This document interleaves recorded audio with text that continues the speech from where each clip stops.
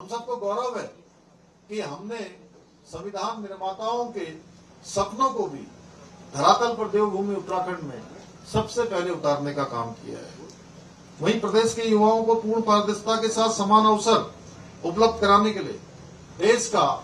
सबसे प्रभावी नकल कानून भी हमने लागू किया है। आप सबको याद होगा, पहले के समय में कोई सरकारी नौकरी की भर्ती प्रक्रिया होती थी और भर्ती प्रक्रिया के तत्काल बाद वो भर्ती प्रक्रिया स्थगित हो जाती थी या विवादों में आ जाती थी। उसके बाद प्रश्न चिन्ह खड़ा हो जाता था।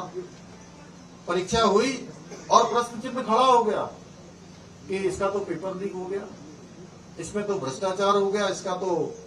प्रश्न बैंक जिसको बोलते क्वेश्चन बैंक पहले ही बाहर आ गया, पेन ड्राइव से नकल हो गई, पर्चा लीक हो गया, माफिया हावी हो गए, जो योग्य नहीं थे वो तो भर्ती हो गए या उनका चयन हो गया। जो गरीब माता पिता के बेटे और बेटियां थी, जो योग्य भी थी और हर प्रकार से प्रतिभा और योग्यता भी रखते थे,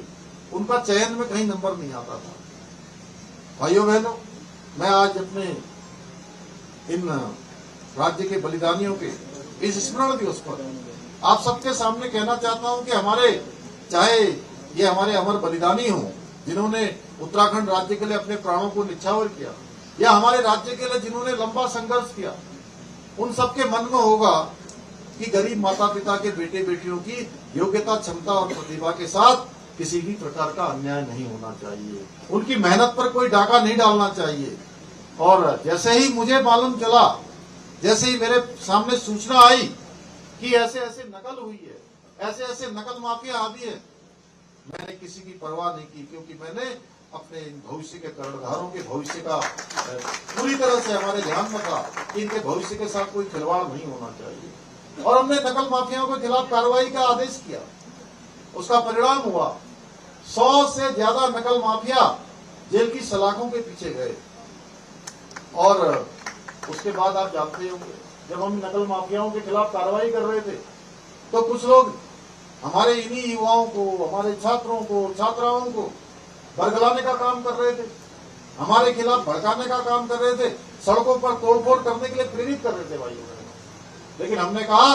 कि हम सच्चे हैं तो सांच को क्या आंच। जब नीति और नियत साफ है और हम किसी अच्छे उद्देश्य के लिए काम कर रहे हैं तो थोड़े ही दिनों में सारे युवा नौजवानों की भी भली बात ही समझ में आ गया कि जो काम हो रहा है वो राज्य की भलाई के लिए हो रहा है, नौजवान युवाओं के अच्छे भविष्य के लिए हो रहा है। और सारे युवाओं को समझ में आया। और उसके बाद हम यहीं रुके नहीं, जहां हमने माफियाओं के खिलाफ कार्रवाई करी वहीं हमने पूरे देश का सबसे कठोर नकल कानून भी लागू किया। और उस नकल कानून का ये असर हुआ। अभी हम लोग धनोल्टी के एक क्षेत्र में गए थे, वहां नैनबाग में मैंने देखा कि उस क्षेत्र से भी एसडीएम बन रहे हैं, तहसीलदार बन रहे हैं। और केवल एक मैं टेहरी की बात नहीं कर रहा हूं, मैं मसूरी के आसपास की बात नहीं कर रहा हूं, सुदूरवर्ती चमोली जाएं, उत्तरकाशी जाएं, पिथौरागढ़, बागेश्वर, चंपावत, ऐसे सुदूरवर्ती क्षेत्रों से भी हमारे गरीब माता पिता के बेटे और बेटियां आज वो पीसीएस की परीक्षा में उत्तीर्ण हो रहे हैं, उनका नंबर आ रहा है, वो भी एसडीएम बन रहे हैं।